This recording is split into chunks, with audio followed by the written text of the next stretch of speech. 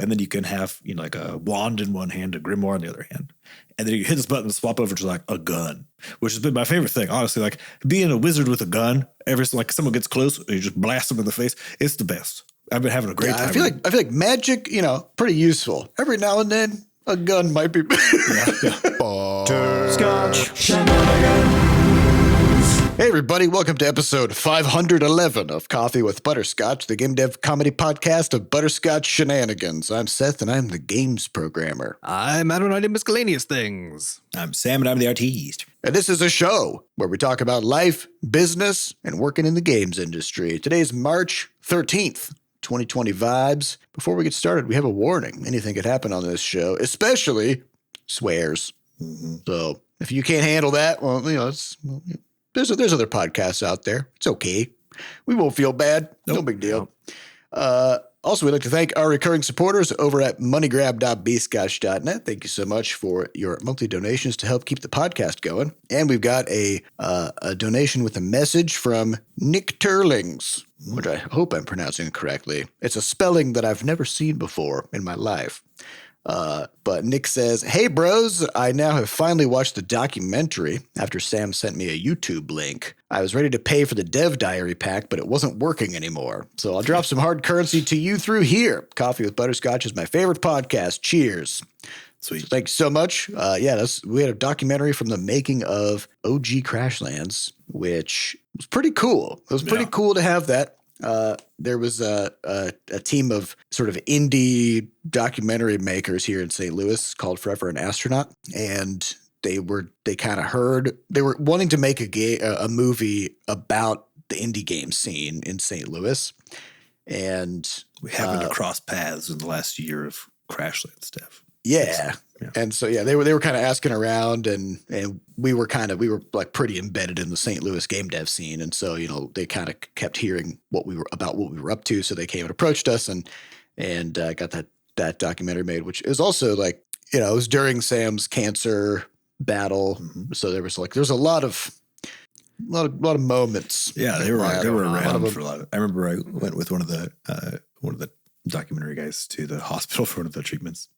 So he was getting shots of stuff, and I think we were doing the beta. I think it was in December. So I got my blood work done, and then I was getting my scans done, and I had my laptop, and I was going through a bunch of the feedback notes from testers and stuff, which was hilarious. But it was a whole time. They did a bang up job with it. It's one of those things where I think just due to, you know, life stuff, the team's been doing other stuff for a long time, but you can find it. Nick had reached out asking about it because he was trying to get it, but I don't think it's like not available it used to be on purchase for Steam and stuff like that. I don't think it's around anymore. So it is on YouTube. There's basically playlists that they have in their Dev Diary channel. So it's the Crashlands documentary, Brace for Impact is what it's called. You could check it out. And it's not our documentary. Like, it was made about what we did, but it's not. We don't own it. At least at this point, we actually have talked in the past about, should we like buy it? Just buy it. It's one of those. How we buy it's one of those IP limbo things, because when they were kind of following us around back then, which was a long time ago now, right? They were a really newly formed studio. Had a company that they had created to manage it, just like we do with our team, right? And shortly after we launched Crashlands, the original Crashlands, they, like, the two guys who started it kind of parted ways, and then the company ended up in this weird limbo state, and then they were kind of like shopping around the documentary and I think some other stuff in their portfolio to like various companies and stuff. And that was also at the time when there was a lot of turmoil. I mean, there's always a lot of turmoil on like where you host videos and stuff, right? But there's a lot of turmoil about that. So like they were on a few different services, and like those were kind of working and kind of not. So they were like on a service for a while, then came down. There was all this like weirdness with it, and they haven't existed as a company now for a while. So it's like, if we bought it, who would we buy it from? Yeah, it's really unclear to me who owns the rights to it. Does anybody own it? Like what that? Yeah, that's something that I've always kind of wondered about, of like, we should probably reach out to somebody and try to see if we can trace the shell corporations until we find who owns it. With stuff like copyright. You know, copyright is like 72 years or something after the life of the owner of the copyright plus that amount of time. Yep. But then it's like, if a company owns IP and then the company stops existing, then I don't know what happens to it's pretty weird. So anyways, anybody interested in that, it's called Brace for Impact, like Dev Diary Brace for Impact. Stampy could probably pop a link to the playlist or something into there. Yeah, it'd be kind of a cool thing to check out before the launch of Crashlands 2, kind of see where the OG we were came such from. babies. Look at those baby faces. Some games. Yeah. Yup. Otherwise, this past week has been a lot more chill. The beta is wrapped up. The beta for Crashlands 2. We revoked all the keys and stuff on Monday and Tuesday. And now we're kind of in, as we've been calling it, move slow and don't break anything mode. Mm-hmm. So we're kind of going, anti-Silicon Valley here. It's just slow and steady, keep the game in a good, stable state. And we still have a big list of things, we want to do or bug fixes or whatever. But as each day progresses closer to the launch, we have to be much more careful about evaluating what to do, because every change is a risk and introduces new complexities or things like that. And so, at this point, it's kind of like we just want to make sure the game is in a really good state. Try not to touch it, basically, right? Yeah, and we're still doing our branch management, stuff like that. It's like spin up a stable version of the game on a separate branch and then test that really aggressively and then keep our development version available to make whatever changes we need to make. So, we are still being safe about it and stuff like that. But at the same time, it's we had a bunch of conversations this week about like, should we do this? Should we do this? And it's like we're really leaning toward no on just all of them. Yeah, and a big part of it is too is like we'll get into the stats for the beta because it's part of the story here too. Is like we talk about games are not finished, you just stop working on them at some point, right? And so the question there is like, where's the line in the sand, for you as a team? And I think the reality from the beta stats we have is that the game's performing very well on all the numbers that we care about, right? All the metrics that we care about, much better than the original did. And so you also have that thing in the back of your mind, which is like, it's possible that, something that you think is going to improve, quote unquote, improve the game experience somehow, because it's a very complicated game, not breaks it on a fundamental, like technical level, but maybe add some convenience to the wrong part of the equation, or like kind of fuck it up, from a design standpoint. Especially with Crashlands too, right? We're like, because everything, it's really interconnected. Because one of those, like, because a lot of the changes that we have been making recently have been the kind of thing where it's like, oh, this item seems like it comes maybe a little too late, so that the intro experience is like a little too drawn out, or that kind of thing, right? So we'll like just shift some stuff around about exactly when you get a thing, right? And then we like play through up to that point, and be like, oh, that feels good, right? But we also took that thing from somewhere else, right? And so maybe the place where it was, maybe now all of a sudden that feels bad or what, right?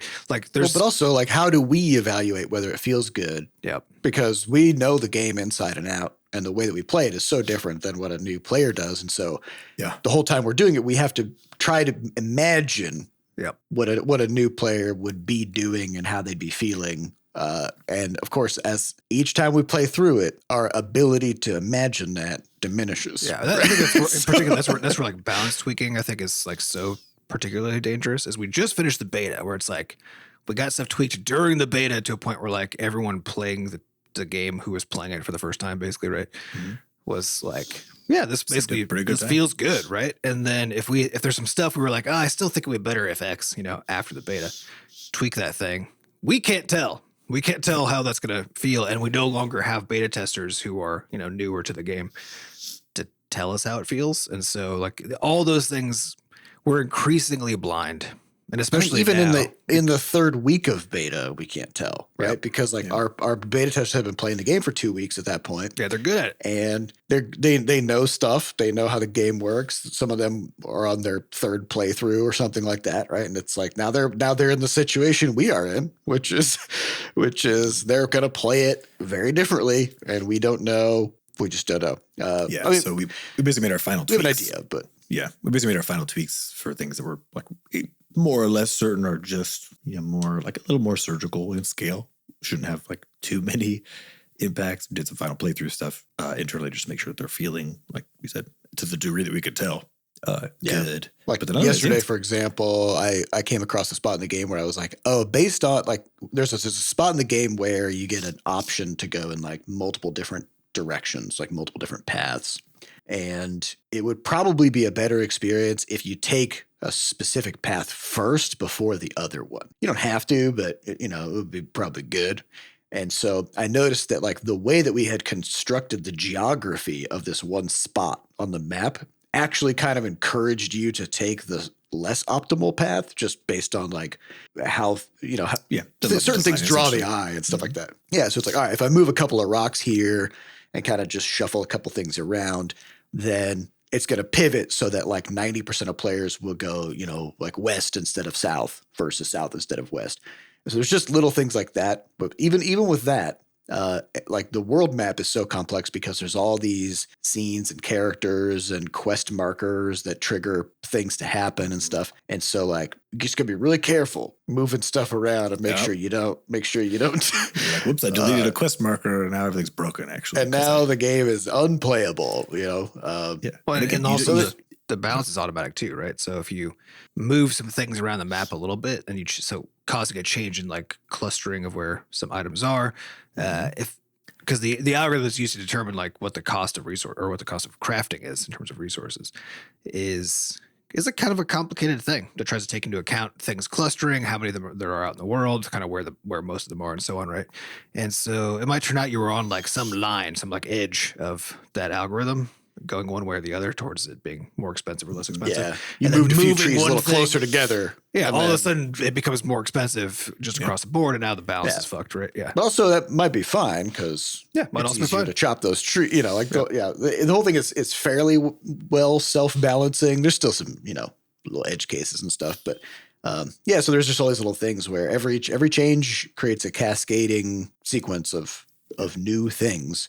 And, now we are under a month to launch. And we are 4 weeks today as of recording. Yeah. Which is both a long time and for a game of this size, no time at all.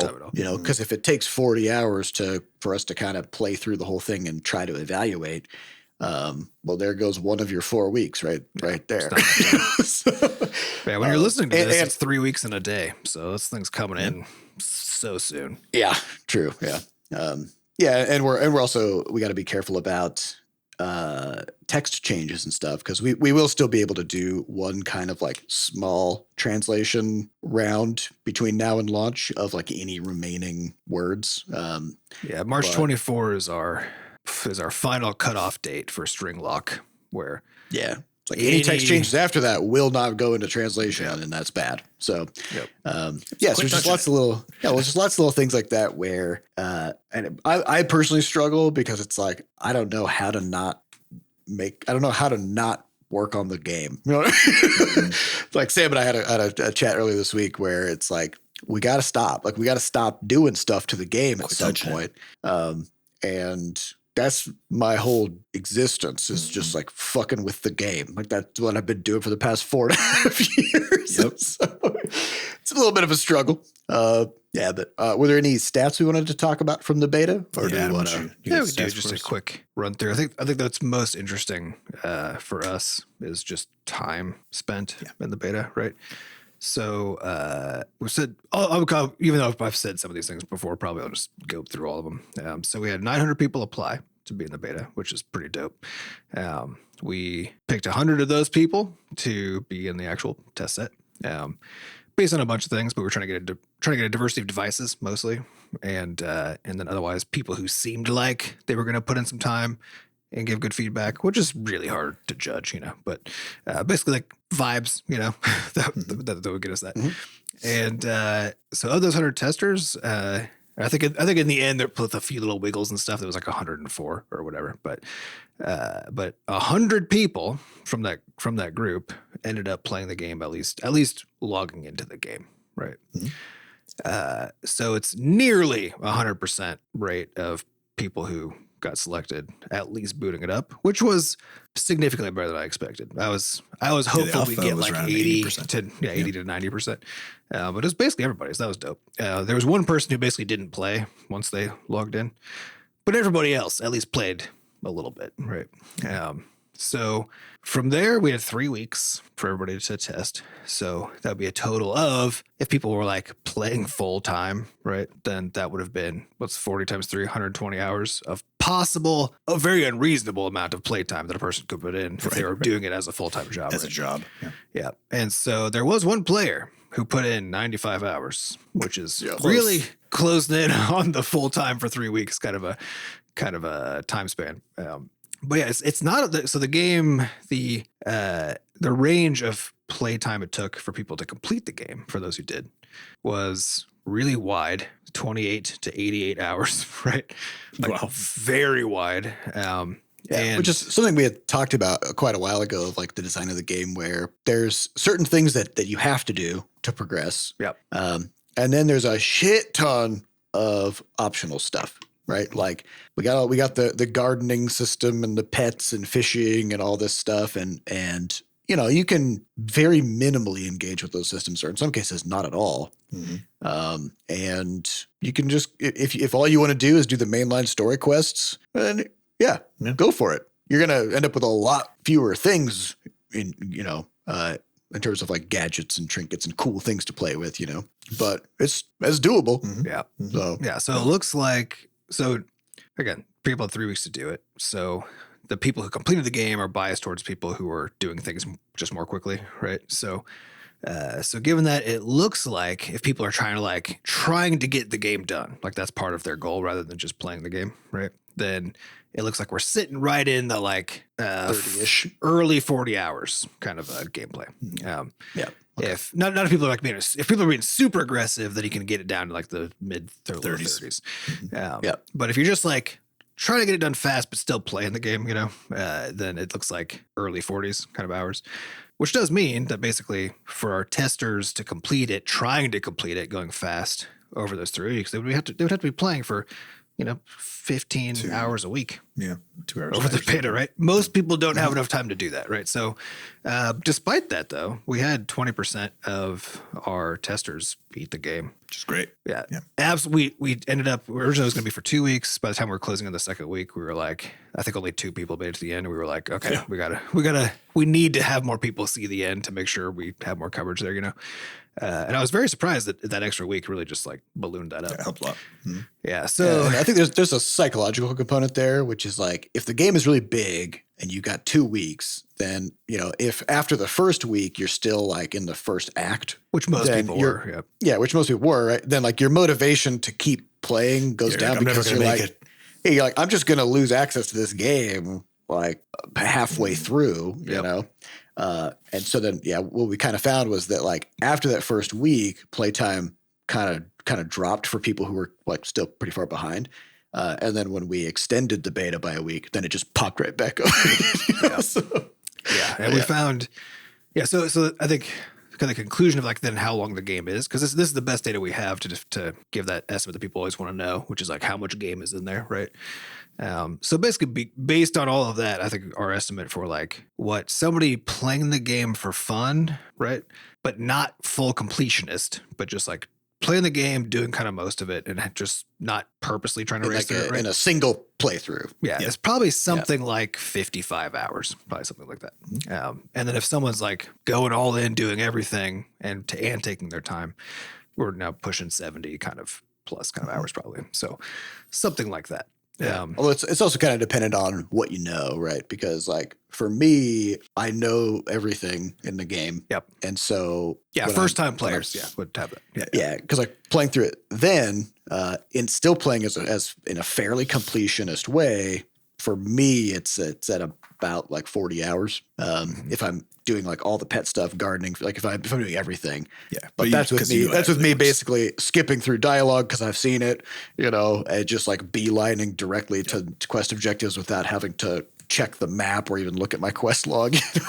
Remember, like, so the game has, now that we're in string lock, has 148,500 words, right? So if you're reading them, it takes longer versus if you're not reading them. It's like just the text alone. So if you literally read all of the text, which is not just story, but item tips and all that kind of stuff.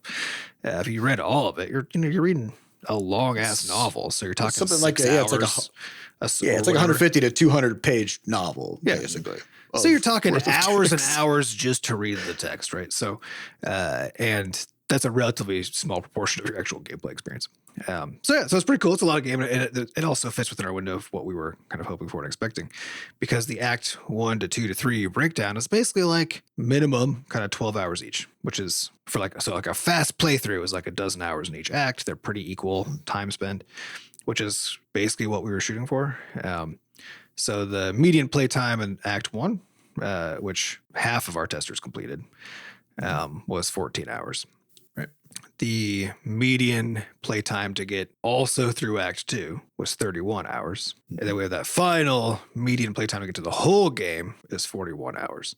And you're seeing in that like the time spent on each one is like a little smaller, but that's because the people who made it that far are the ones playing fast, right? So it biases more and more towards those really fast players as we go up there. That was pretty cool. I was very pleasantly surprised that so 50% of our testers made it through Act 1, 30% through Act 2, 20% through Act 3. Yeah, that's actually a good rate. Yeah, I was very pleasantly surprised that we got that many people all the way through. Mm-hmm. Yeah, and something that we kind of struggled with a little bit from a design perspective, but I think it came together well, is the Act 3 problem of So we used Baldur's Gate as a reference for a lot of things in terms of like trying to figure out how to weave stories together and how to give players like multiple paths and optional side quests and stuff like that, because they just did it so well that there were a lot of lessons in there. Mm-hmm. But there was one thing in Baldur's Gate 3 that that the community and myself kind of felt was like a little bit janky, which was that Baldur's Gate starts out super open in Act 1. Where you can go lots of different paths and different directions and stuff. And it feels very exploratory. And that's good because like as a new player, letting you just kind of like do stuff and then just having the game teach you how that works by the consequences of your actions is really great. You get into Act 2 and then they're like, okay, well, we got to hone in on what the story is. And which makes sense, right? Because you're trying to tell a story. Yeah. But of course, if Act 2 is super open as well, then you can't do that, because if players just skip the story, then you can't tell a story, right? Yep. So it's kind of like people talk about a lemon for storytelling, which is like it starts in one place and then it branches out and then it comes together again. Mm-hmm. So it's kind of like two lemons. Yep. And end to end, right? Where it's like Act 1 starts in the same spot, it opens up, then it condenses down in Act 2 to the same point. But then what happens in Act 3? This is always the trick, right? Because you got nowhere to go. You're ending. So if anything you open in Act 3, and as a player, you know that like you're working your way toward the end of the game and you're close, mm-hmm. right? Because you're in the final act. And so there's this weird thing happens in Baldur's Gate 3 where it's like you'll be at max level. You'll be in Act 3, which takes place in this big city, and there's been all these threads opened up of all these different characters you met and stories that you started and stuff like that. And all these story threads need to be resolvable in Act 3. Mm-hmm. And so, but also like they don't want to just be closing stories. Yeah. So they also open up a bunch of other stories in Act 3. And so Act 3 kind of is pretty overwhelming for people in Baldur's Gate 3 because there's just like so many things happening. It's a little much. But also you're at max level and you're not getting any stronger by doing those things. So instead they kind of like give you a bunch of like really powerful items kind of as compensation for your questing in Act 3. But those items, because it's an RPG, they're pretty specific, right? So it's like, here's a bow that does something. It's like, well, I don't have any archers in my party, so who gives a shit about that quest, et cetera, et cetera. And so there's this weird thing that happens where like you're very close to your final objective. You have an obvious main path to get there to beat the game.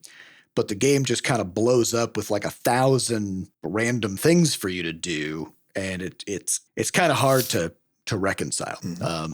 Which is why, like in Baldur's Gate, I feel like it's really fun to play like in a new playthrough, to play up to Act 3. But then oftentimes I just start a new playthrough at that point. And so, I mean, our approach then with the third zone, the Aqua Dunes, was basically to focus on closing stuff, but in a way that still gave you plenty of that, like just plenty of that sense of space and sense of like new characters and things, but there's basically a lot of the new stuff is basically woven into the closing of the whole thing, right? Yeah. As opposed to being new threads open up kind of tangentially to then like merge back in exactly into the stuff that's already happening. So that way it ends up being more it's more driven, a little bit more focused on that mainline story than the previous zones. Yeah. And you got the problem of items, which is like, if we have a really cool item that you get towards the end of Act 3, and the whole time you're like, man, it would have been fun to have this earlier, you know? Because like, if you get a new item and you're only using it to basically like fight the final boss, then that's all kinds of cool shit you could have done with that item previously in the game that you never really got to use, right? But you still got to have rewards. So yeah, so it's really it's tricky. Like a crafting game or a game that's like an RPG where your character is growing and progressing and stuff, but that also has a narrative ending to it. This is the ludo narrative dissonance people talk about, right? Where it's like the fact that you're telling a story kind of pulls against the fact that you're also making a game. Mm-hmm. And in some cases, those things are kind of hard to pull together. I feel like we did it pretty well, but it's not something that you can escape entirely, right? No. Of like, you could do it better or worse, but there's no solve, right? Well, even the very ending of the game has that same sort of thing, right? Because just like in Crashlands 1, once you beat the game, we don't like kick you out. You know, you can keep on doing stuff, but there's this weird. That moment though of like you finish the game, you've got the big epic scene, credits roll, right? And now the game is done, right? But you're still there. And you can keep playing, right? But so in Crashlands 1, I think we just Crashlands 1, you beat the final boss and then you come back, come back to the planet because of boss fights in space, right? Come back to the planet, your buddies are there. There's like some cheering sounds, right? A little bit of end dialogue, and then that's it. It's done now, right? And so that moment is nice, but then when you leave that moment, it's weird, right? There's like a anticlimactic, just like I don't know, there's this anticlimactic. In a way, I feel like it kind of parallels what it feels like to work on a game like this. It does, yeah. You know, which is like as all day, every day, you're just working toward this big goal, and then suddenly it's done. Yeah, but you're still here, and you're like, well, fucking. Yeah. But in Crashlands 2, I think we did a much better job of. So I'm not going to spoil anything about like what happens, right? But I think we did a much better job of trying to manage that a little bit better to give you to give you a kind of a multi-step off ramp, right? So that there's like the climactic moment, then there's a significant wrap up, and then once the wrap up is done, like that's that final bit, where it's like something. It feels like it needs to be acknowledged that like we're done now, but also we're done keep now, playing. But in a way, like right, and I think we actually it doesn't break immersion. Yeah, exactly. So I think we did it, and it was a very fun thing to try to figure out like how to do that. It's still like there's no way around it being this like very bittersweet kind of like it's a melancholy bummer a little bit to finish a thing, but you finish a good book and you're like, where's the sequel? And there isn't one. You're like, whoa. Yeah, we have gotten questions from a lot of the beta testers about an end game, right? Of like, can there be more game after the game? And it's like, well, the problem is most people don't finish games. And if we put a bunch of time into some kind of like perpetual end game, really what that is that's a new game. It's just a new game now, right? Of like maybe some kind of a boss rush or something like that. If we were to do that, we probably wouldn't put it at the end of a 50-hour game. We would make it its own thing. And so, we have to kind of just be okay with letting it be what it is, tell the story. The story is done and we're done. Mm-hmm. We're done with it, Yeah. I do want to say so we were really happy to get just so many people actually through the whole thing, right? Because we talked a lot about making sure we could actually test the end. And it does all seem to be working well. And then especially when it comes to like our own internal KPIs, we joke a lot about how retention is a really weird metric. It's the only one that mobile platforms care about, like D30, D180 retention oftentimes these days, 180 days later. And they care because most mobile games take money from you every day. And so the more days you play, the more profitable it is. Yeah, and or because they're a subscription service, so the more days you come back to the subscription service, the more likely you stay subscribed. And right, exactly. So in our case, our own internal metric is more focused on that median playtime, which is just saying for any given person who sits down with this game, what's the likelihood that they hit some particular amount of playtime. And I think for me, the most exciting thing was just looking at the comparative stuff between Crashlands 2 and Crashlands 1 and seeing that just across the board, the people crossing the thresholds from, 1 hour play to 2 hour to play all the way to 10 hours and 20 hours and beyond, those percentages of the total player population who starts playing are just way higher than they were for the original game, just way higher. And then that median playtime as a result goes up a lot, right? And so I think that's just a huge win across the board. You don't know what it means, but you do know that like really well regarded and well selling Steam games just have very high median playtime, right? As in most people who start playing them don't just stop playing them immediately, right? You don't have like a huge fall off at the beginning in particular. And then typically you have some open room for long play sessions, which I think I'm very hopeful that Crashlands 2 is in that. Yeah, which is, it's more of a modern thing, right? Because we think back to like the earlier days of Steam. So a game like Portal, right? Which was like, it's one of the best games ever. But you play through it in a few hours. I think it's like 4 or 6 hours of game or something. So, and like we said, most people don't finish games. It's kind of interesting. It doesn't matter how long a game is. People, like half of people don't make it to the halfway point. It's just it could be a 1 hour game, and like half of people will just put it down after 30 minutes. That might be more of a feature of game design than of people, though. Because like there's some kind of a curve that a game is going through to take you from beginning to end, and even if that curve is compressed down to 6 hours, the shape of it in terms of like the impact on the player, right? Because that means you pass some certain hump. Yeah, there's the intro part where you're onboarding, and there's kind of the middle game part where you're now like learn the things you need to learn and are kind of exploring the space, and new content is supposed to be coming in to give you stuff to do. And then now there's like the wrap up phase, right? And each one of those for any game, it's like hard to do any one of them, and it's really hard to pull off the transitions between them, right? Yes. And I wonder how much of like that fact is just because game design is just the fucking arc hard, of things. But also it's for me, I guess, like a lot of the fun of a game is figuring it out. Yeah. And then kind of like once you hit some kind of a threshold where you feel like there's probably not anything particularly new coming your way, and you kind of like, that the story's going to wrap up, but if you're not that invested in the story or whatever, then at that point it's kind of you're like, I see where this is going. I see where this is going. Yeah. I'll go check out some.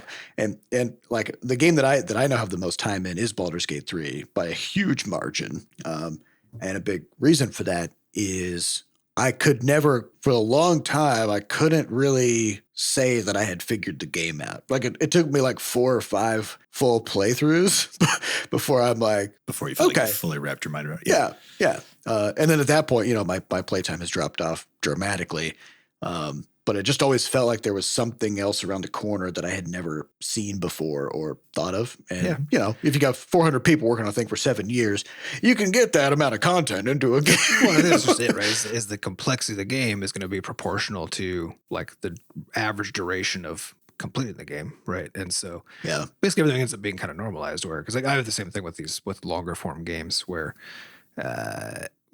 as I eventually I figure it out, and then if I don't have a compelling reason to like want to beat it specifically, which mostly I don't give a shit about, right? Or like you said, if the story isn't super compelling, then once I'm leaving the space of like learning how to do it, having fun with new things that come in, etc., once all the loops are exposed and bare, or once I'm just good at it, so it starts to become boring that way, right? All those things are things that kick you out. And it's probably just largely a function of just the fact that total playtime in a game proportional to complexity of the game, and therefore proportional to how much time a person spends actually playing the game, and it all like comes out in the wash, and now it's all percentage based instead of absolute. I think probably like movies aren't like this because they're short enough, but I feel like TV shows are probably like this too, right? Where like you'll start watching it, you'll watch the first 3-4 episodes, because it's always like, all right, well, the first 1 or 2 episodes, it's a pilot, they're kind of figuring it out. So you always kind of give them a grace period, and then if by like partway through the first season you're not just like riveted, then you probably just bounce. Well, this is also the problem that these shows have too, right? Is because their strategy tends to be up the stakes, right? And at some point, the stakes are the universe, and then the Marvel fucking series, right, is like a good example of that too, right? Is the stakes they have to keep getting bigger because the idea is that that's what's going to keep you in, right? And then eventually you can't care about anything because the stakes are too abstract, right? And I feel like TV shows do this so intensely, and I don't know. For me, like I'm recognizing over time that what I like the most in a good TV show is just the interpersonal interactions between the characters, right? It's more focused on character growth than stakes necessarily. And it feels like it should be, right? But like most of these shows, because they still need like overarching stuff to go on to like. Well, you need a reason for characters to grow. Yeah, the characters got to do some stuff, right? But so much of the way that they do it in shows is like, okay, here's now something horrible that happens to this character or whatever, and all of a sudden, like, because you'll be watching a show, like I've been rewatching Castle recently, and the contrast between like the first half of season 1 and then like the beginning of season 3 is this like night and day, because they had to up the stakes so much that it went from being a comedy to being like kind of a sad, intense thriller kind of. I do think part of it is like, you can either basically do an escalation of the same kind of thing, which is a very often there's a reason you see this in games, is because like, mechanically a game, the whole gameplay idea is built on repeating some mechanical set. So let's say you're playing Monster Hunter. You go out, you fight monsters, carve them up, make more armor, fight more monsters. That's literally what the game is, right? So escalation is cookie clicker on steroids. Exactly. Yeah, it is like escalation is baked into how games are fun, right? In many ways. And then you could also go laterally with it, which is like, instead of just escalation, which feels exactly video gamey, you can just say these people are experiencing something different now. Yeah, just random stuff. And that works. I think that actually works way better in TV shows. That's your classic sitcom structure, right? It's just a random thing happens, and then the people deal with it, and then there's some kind of overarching growth also, but that's not really the focus, right? Right. But that's basically impossible to pull off, like at least in the long term in a video game, because of course, if you're playing Monster Hunter and then suddenly they're like, actually now you're doing Sudoku puzzles, that's the game now. You're like, what? And so the thing where the designs get clever is where there's enough different things that all relate. This is why like open world crafting games are, I think, still just like a very popular evergreen thing, is because you can put so many different loops into there that somehow all feel like one big cohesive game, such that, like in Crashlands 2, we've talked about the fishing game, where it's like you can spend a lot of time just fishing, but it's it's looped into this much bigger escalating structure, right? And so that's the trick, I think, in games, is like finding something that you can, some loop that you can keep on adding subsystems into that touch it, so that. Well, and there's a tension though between stakes and just vibing, right? Because 100%. Like, we have this in Crashlands 2, where it's like, all right, you're trying to save the world, which is also true in the first Crashlands game. But also you're planting some seeds, you're gardening, you're doing some fishing. There's like some kind of imminent threat looming over everybody, and you're just hanging out, which is of course not what you would do normally in real life. And like this is something that in Baldur's Gate they have the long rest system. And one of the things that happens to new players all the time is they get like the story gets established that like there's this urgent, important, really bad thing happening that you have to deal with, right? And you have to take long rests because it's a D&D game, and that's how you get like spell slots back and shit like that. And so a lot of new players, because of the framing of the story, feel like I really need to deal with this problem. I can't long rest. I can't do side quests. I got to just figure out the main story and just solve this. They basically give your character like a terminal diagnosis. Like that's the intro of the game. Yeah, like within hours, you're probably going to just fucking die. So you got to fix this now. And then of course it actually doesn't work like that. And it's, you just have all the time in the world.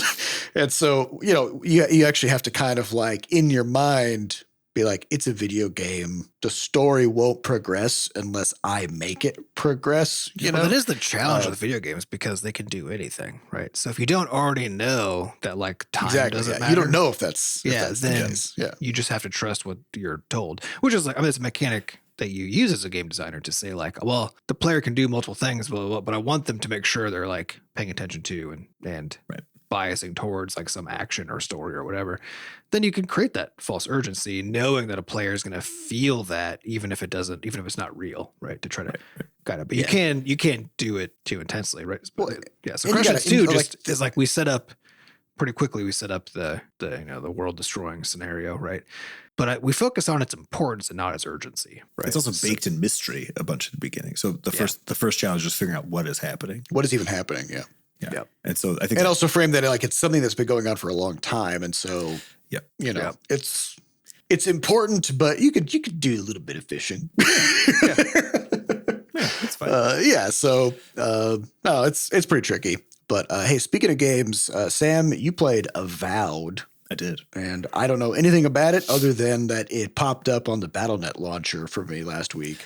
Yeah. What is it? So yeah, we'll do like a brief nailed Whiffed thing. Is it an Activision game then? Is that why it was on? It's an Obsidian Entertainment. So they're the ones who they do like big RPG things. I think because Microsoft owns the Battle.net launcher. Oh right, now, right. Yeah.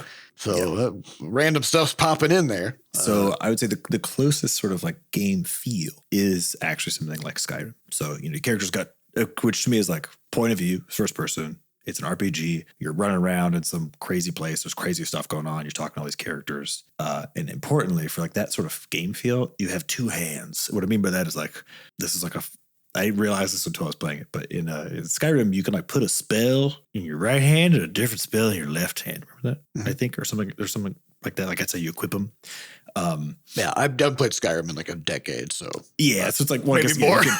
You could like you got a sword in one hand or a shield in the other hand, and you're like kind of using them a little bit separately, right? It's not just like it's not like in Crashlands where it's like you're wielding a hammer now, and that's all Fallout you're doing, right? where you equip. I got something. A gun. Yeah, yeah. So you got these. It's actually to me, it's a really smart system where you. My favorite part about it is it's this big RPG where you run around the lost or the living lands, as it's called, trying to figure out what's happening, basically. And you have a handful of like interesting god powers, and then the weapon loadout system lets you hit left alt, or I guess whatever you hit in the controller, to just swap to some other one. And then you can have like a wand in one hand, a grimoire in the other hand, and then you hit this button and swap over to like a gun, which has been my favorite thing, honestly. Like being a wizard with a gun, like someone gets close, you just blast them in the face. It's the best. I've been having a great time. I feel like magic, pretty useful every now and then. A gun might be. Yeah, when someone gets close, now they're not close anymore, So I think what I've been enjoying about it is actually that, like, there's something about the flexibility of that combat system, and like there's a satisfyingness, I think, to like having a wand and a grimoire and like doing weird spellcaster shit and shooting fireballs, and then someone starts trying to get up in your business, and you just like whip out a sledgehammer and just start going to town. Pretty fucking fun, like from just a mechanical combat standpoint. It's like a much improved variant of like the Skyrim formula of like heavy, like power attacks and stuff, right? But then like all these abilities mixed in. So I've been having a pretty good time with it. But I think it's interesting on that like nailed it Whiffed thing. It's one of those weirder ones where I'm like, I do think they nailed it in terms of what they were trying to do, right? Which is that's what the scale's about. It's not about like how you personally experience it, which is that it is a like a slicker, more streamlined kind of experience of something like a Skyrim. And what I mean by that is something like Skyrim, you walk into a room and you could pick up every fucking fork off the table. Now you're encumbered, right? And you got to go sell your forks. Love the fork encumbrance. Yeah. So like a lot of the game is just literally, and this is like in the case of Fallout 2, it's just like looking in drawers, every fucking drawer, because there might be some money, might be some ammo, right? Yeah. Yeah. For stuff that you're picking up that's just literally described as junk. Like you spend so much of your time picking up junk to try to have money so that you can buy things. And in some ways, like, Fallout's pushed more toward like a bit more toward like the survival and crafting thing, which actually makes a lot of sense because like, again, you're hoarding everything in a post-apocalyptic wasteland. Like that's all thematic.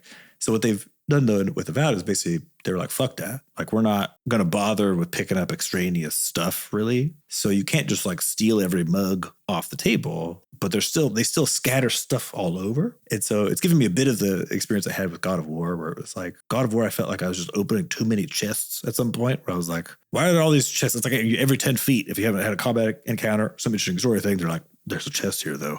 And Avowed has kind of the same thing going on. The chests give off this kind of like sparkly sound. You can always hear them, even if they're tiny, like a little tiny fucking lockbox that has like some crafting materials in it. And they're just everywhere. Yeah, and you're like, oh, you go search for it. But like they're just kind of everywhere. It was very exciting at the beginning because it's got like a climbing system. It's more like 3-dimensional than something like Skyrim. So you're kind of hunting for these things in 3-dimensional space, which is fun. But yeah, after a while, I was like, man, it'd be nice if they actually had a couple do they have stuff in them that's like worth having? It's kind of crafting based, where it's like in order to empower your weapons, you need to like just basically put a bunch of materials into them. So they always just have materials in them. And sometimes there's like unique weapons and stuff, but that's, rare. And so in a way, it sounds like, because in Crashlands 2, we have these gems. Correct. that you can find out in the They world. literally spark. It's like, it actually reminded me exactly of the gems, how they handled that. Yeah. But the difference is like how many gems are there? There's 102. 102. Yeah, there's like exactly enough to upgrade all your stuff and whatever. But that's compared to like everything else that you're doing in the game, those are kind of rare, right? Like it's something that happens 100 times over 50 hours or whatever, versus like chopping trees and fighting creatures and getting materials through other means, which is like, that's the normal gameplay. So are you saying like these chests are basically like where you get your crafting materials? Mostly, yeah, and they're just all over the fucking place. And so it's one of those things where it's like the combat to me is very fun, and it's almost like because they have this huge open world to fill out, right? Yeah. Then you got to have stuff. Yeah, this is like with the central question you have to answer if you're trying to do an open world game, which is like, why would anyone give a shit about exploring the next hill, the next cave? And it's like, well, Right, but they didn't make it about the space. They made it the space is something you move through to find the chests. In many ways, or it's like it's story related, right? Yeah. So it's interesting. It's like I think a lot of the things about it I like a lot, like the combat system, even the progression system, how they handle the leveling up and stuff.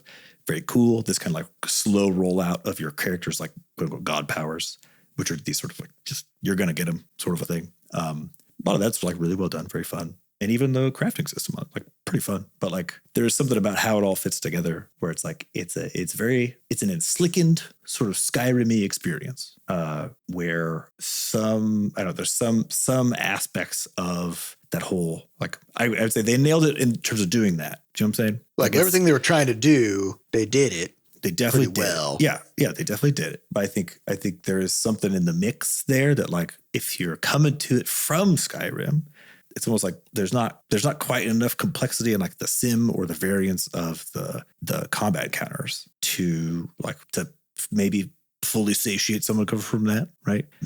So it's an interesting one. I don't know. It's to me, it sounds like they nailed a lot of things individually, correct. But maybe whiffed the integration of all of it as like a cohesive. Yeah, it's almost like there's experience. Yeah, there's like a few pieces about it that like are taking away in some ways from the really streamlined approach that they took to it. But it has plenty of cool stuff going on. So I think if you're the sort of person who likes something like Skyrim, or who likes, like I said, being a wizard and then busting down a hammer or a shotgun when someone gets up in your business, it's fun. It's very fun. Especially if you got Game Pass, I would recommend just playing it. Because you already got it basically. Yeah. I've seen I was looking through some Steam reviews to try to decide, because like basically it popped up on my Battle.net launcher. Battle.net doesn't have reviews on purpose. Oh, like right. It's their own storefront. They control it. So they're just like, everything we make is great. Yep. Right. So we don't need reviews. All of our games are incredible. But then of course, if that same game exists on Steam, you pop over to Steam and it's like, 70% positive. You're like, okay, so it's fine. Like it's not bad, but not incredible. And Avowed is kind of like, I think around that mark on Steam, but there's a lot of the reviews are basically people being like, it's pretty fine.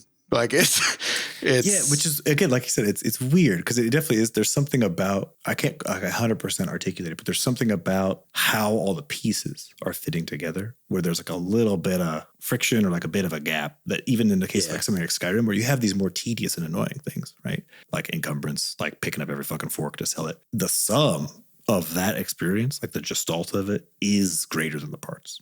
And I think what I get from Avowed is sort of any individual part is actually very well executed, but they're not quite like fully gelling in a way. Yeah. Well, the weird thing about the fork problem is it basically like having a limited inventory with encumbrance means that you have to make decisions about what to keep and what to toss, right? And one of the weird things about something like Skyrim or Fallout is they do present you with a constant stream of micro choices of you walk into a space, there's 100 different things in there that you could pick up or ignore or steal or, risk getting attacked by the barkeep because you stole something. And then also you got to weigh that against, can I resell these items? Do I have space? And so like as you enter a room, doesn't really matter if it's just a room full of garbage forks. There's something for you to think about. Yeah. With how you want to approach this, right? If at all. And it is true that like if you recreate a game like that, but then you take those choices away, then at that point, a room is just a room. Yeah, But I just walk in there and like there's nothing to. I always say for scope reduction, they did this very clever thing, which I thought was hilarious. Which is so you take the role of this envoy. You're basically like almost like a chosen of some government entity sent to this place that's been struggling, which is also part of your governmental body, and everybody knows who the fuck you are. So it's not like in most of these like Fallout or Skyrim or whatever else, where like you're a rando just like stealing everything from people. The way that they like what I mean by a scope reducer is because everybody knows that you're basically like the emperor's chosen in any civilized like city scenario, you could just take stuff and everyone's like, I guess, yeah, it makes sense because you're like in charge. Like there's literally a murder scene. Fascism simulator. Exactly. Like, there's a huge axe that clearly was used in like a murder and it's just laying there and you could pick it up. And so I was just like, I just took it and the guard was like, hey, that's like part of the crime scene. And the other guard was like, oh, I mean, that's the envoy. They could do whatever they want. And I was like, this is honestly one of the most clever ways to not have to deal with like a stealing mechanic or like jail, like all the stuff that, again, like Skyrim, these games or you do it like old Zelda style where you just like walk into someone's house, smash all their pots, and they're just standing there watching you do it. And then you talk to them and they're like, you want to buy something? Yeah. Like, yeah. I think in the case I found some money in your pots. There's all sorts of like dissonance there, right? Where you're like, that's weird. But in this case, they basically did away with having to bother with some of those more elaborate, basically sim systems, right? By basically saying like, everybody knows who you are and no one's going to fuck with you no matter what you do, which is kind of in early Crashlands too, we had a lot of conversations about things like this of should you be able to kill NPCs? Oh yeah. Yeah. Can you take their house? Yeah. Can you just walk into a town that's supposed to be a quest hub and just take over it everything? And we landed on no for that just because we're like, well, genocide isn't really the kind of game that this is like vibes wise. We're not really interested is not in a murder game, you know? Yeah, we're not interested in murder hobo simulator. Yep. Which isn't to say that those games aren't fun because it definitely can be. But having these characters, games, it's just Crashlands is not the vibe of Crashlands, right? Right. Yeah, and the funny thing is, like, I remember, because Baldur's Gate 3 allows for this. Fallout allows for this in a lot of cases. I think in some cases in the Fallout games, like if you kill a character that's required for you to progress, then they just go unconscious or something. I think Skyrim does the same thing. Yeah. So there's like characters that you can't kill, that was their kind of gamey kind of workaround for it. Yeah, but they had to make those decisions though because the games are murder simulators, right? So like that's the whole idea is that you're evil or good, or more accurately, somewhere kind of in between. And all the people in the world are tools for your disposal to decide, like, am I going to do good with this entity? Am I going to use it transactionally to buy stuff, sell stuff, whatever? Or am I going to pickpocket a grenade into them? And, and of course, like one of the things that always shakes out in these kinds of situations is playing in a sort of psychopathic, murdery, evil way is fucking boring because if you kills all the quests. If you either kill all the quest givers or treat them poorly or steal from them or alienate them in some way, they will not interact with you. And now you're alone and nobody will talk to you and nobody will give you quests and there is no story. And this is always the player complaint, which is like, how come when I play as an evil piece of shit, the game isn't very fun? Yep. And it's like, there isn't really a realistic way to reconcile that kind of behavior with you having companions and people to interact with and a support, like it takes a village. Yeah. I do think Avowed actually does a pretty good job in that regard because you can't just kill people. Like you don't just like murder villagers and stuff. I did try because of course it feels like Skyrim. So of course, immediately saw person. Yeah. Let me shoot them. You don't get in fights with guards. You know what I mean? Like you basically can't do those things. But I think it's interesting because they take then the route of what I think is the better route, which is like, again, the amount of dev time it takes to allow you to randomly kill people, like the huge content hole that opens up that has to be stitched together is very expensive versus offering someone, quote unquote, evil choices or just different choices, right? In terms of how they resolve some particular problem is, I think, a way more interesting way to do it, where it's not just like, I can't do this quest anymore because I literally murdered the person. And that's what makes me evil, And I think it also really kind of speaks like a lack of evil creativity, which is like, if you're like, I'm going to be evil and you just kill everybody. Yep. It's like, well, I mean, yes, that is evil, but also like you're not really maximizing your evil. No. It's not about There's- maximizing. It's just, I think it's like anytime I watch So boring. like almost any big budget sci-fi movie, you know, that is like the evil thing is there's some being that wants to destroy the universe. Okay. Why? There's nothing interesting about. Well, no. that Do you remember motivation, Do you remember the Superman movie where I want to say Kevin Spacey was Lex Luthor? Which Is this Superman right? was that? It was from like the late 2000s, I I think. remember that. And he was like, he was doing something to like capture a real estate market. And I was like, yeah. That's the kind of like evil that we actually deal I can with. understand You know? it. Mhm. Yeah. Yeah. Just take shit from people and leave them destitute and then make fuckloads of money. And it's like, yeah, It's more about the 'Cause choices. The choices that you're making are ones that put people out. And I think that's actually a little more interesting than just being like, you could murder anybody. you're Everybody's dead. dead. Everybody's dead. Everybody's dead now. Yeah, I watched the most recent Venom movie, and it had like the whole premise that they set out at the beginning is like, yeah, there's this like god being who's older than the universe, and if he gets let out, he'll destroy the universe, and like that's the enemy we're fighting. And I was just like, I cannot So give what? a shit about this concept, but also because it's the most boring motivation possible. It's so black It's and just, white, right? yeah, it's just like why would an entity decide to do that? Yeah. And So, why like- would they be able to? And like, Yeah. how can I possibly care about this? Just It's a godlike absurdist- being, Adam. You can't fathom its It's just motivations. absurdist. Yeah. Yeah, So I think there's a lot going for it. And again, if you're in that sort of camp of that kind of, if you like Skyrim style games, but again, not because of the more simulation-y aspects, but because of the RPG parts, that I think you'd enjoy it a lot. I think. Okay, let me ask you about. I'm mostly interested in combat in a game like that. In terms of like, is it like fast paced and fluid and fun, or is it? Because like I always had a hard time with Skyrim because I feel like the combat was real clunky.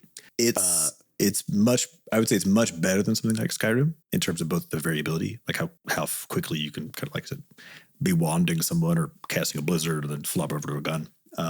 Yeah, I think there's something about like how they tuned it where you can very easily be like disempowered such that it just takes a long time, like just takes too long to like chunk away people's HP. It's something about how they did their, it's not just that like you need to upgrade your weapons, but like enemies, I think they scale a bit where it's like the enemies also just like take less damage baseline from you if your Do you weapon remember when isn't. we played The Division way back when? Yeah. Is it?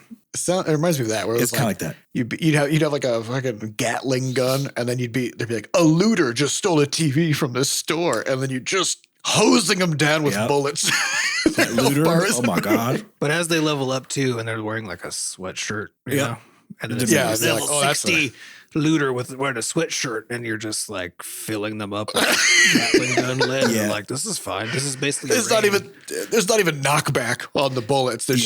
They're just tanking it So like a I champ. think it's what it is. Like there's certain parts where it's like when it's good, when it's like working, the combat is really fun. I think it's just that there's something about how they handle the progression balance where like you can kind of get out of sync in a way that both isn't quite clear with why suddenly you're just like chipping away at people, and then also just makes the fights actually boring. But as far as like the mechanical bits, great, very fun, very fun. So they just need to tweak a few knobs here and there. someone's got to do some knob tweaking over there. Because conceptually, it sounds pretty cool in terms of like how you were describing the way that you kind of mix and match your left and right hand Yeah, it's stuff super and fun. things like that. Yeah. All right, so kind of nailed it and kind of whiffed it in different ways. I mean, I guess on the whole, it depends. I can't quite tell because again, it's like if they're To me, it sounds like a whiff. It sounds like a whiff. Like Yeah, if it is you probably a can't whiff. tell whether they nailed it, I think it's No, that's probably true. a It's whiff. I think we can allow for that middle. It's not an category where- extreme whiff though. You know what I Where mean? if they nailed Yeah. some things and whiffed others, then I think you can say it's a mixed bag. It's nailed, whiffed, mixed, right? It's kind of like I would say it's a near nail. You know? yeah. Because It's to like me, you it got nailed the- it. Is if the core aspect of the gameplay that Oh, you're yeah, it's singing. engaging in is like Yeah. nailed it right then. And if other stuff is like kind of mixed or not even not good, but like the stuff that It like doesn't makes matter. you want to play it and like that you are there for, if they nailed that, to me that lets it live in the nailed it category. Yeah, I think it would be a near miss then. That's a near miss. Okay, yeah, because if there's enough stuff that wasn't nailed, but still they nailed like the core component, but there was too much that wasn't also nailed, then I think that puts it into the mixed bag category, you know? So maybe this is one of those situations where like you got the board, you got the nail, you're hammering it, and it's going in, and then it goes in far enough that it is secure, but then at the very end, you kind of bend the nail weirdly. That's sort of the vibe, yeah. And now it's like, well... It's in there. It's in there. It's going to take a lot to change it, so I guess this is what... Yeah, and if you take it out, then now there's like a hole in the wood, and then you got to decide, do I get a new... Yeah, so just leave it. Yep. So it's one of those, I guess. Yep. All right, well, that's pretty good. And that's all the time we have for this week. I would like to thank our producers Fat Bard and Sampa DaCosta for putting the podcast together, and thanks to our community moderators who keep our Discord running. To get more involved in the Butterscotch community, go to podcast.bscotch.net, where we have links to the Discord, a way for you to donate, and links to the podcast archives. And if you haven't yet, head on over to Steam and give Crashlands 2 a wish list. Head on over to Google Play and pre-register and go to the App Store and pre-order. I don't know why they didn't call it wish list on Google Play. Like why pre-register? It's taken. You can't use words that other people use. That's crazy. Because it goes away at launch day. Because all these systems are you can't wish list something once it's out. It's a pre-register. So head on over to all those different stores and do all those things. It'll help boost the game up for its launch and help it have a successful launch day. And we'd appreciate it. Thank you all for listening. We'll see you next week. Goodbye. Bye.